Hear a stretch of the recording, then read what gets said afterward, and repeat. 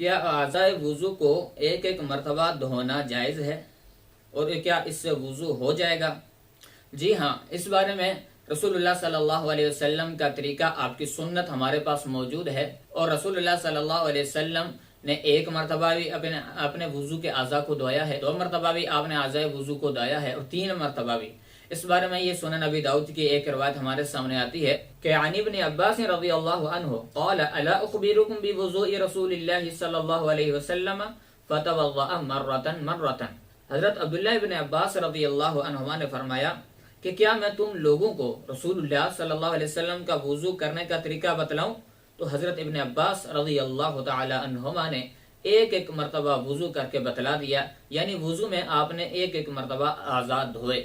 تو اس لیے ایک ایک مرتبہ اگر کوئی شخص اعضائے وضو کو دھوتا ہے تو وہ بھی درست ہوگا، اس سے بھی وضو ہو جائے گا، اور اگر کوئی شخص 2 مرتبہ اعضائے وضو کو دھوتا ہے یا 3 مرتبہ اعضائے وضو کو دھوتا ہے تو وہ وضو ہو جائے گا۔ یہ رسول اللہ صلی اللہ علیہ وسلم کا طریقہ تھا، آپ کی سنت ہے، اور ہمارے لیے بھی آپ علیہ الصلوۃ والسلام کی سنت ہی راہ ہدایت ہے۔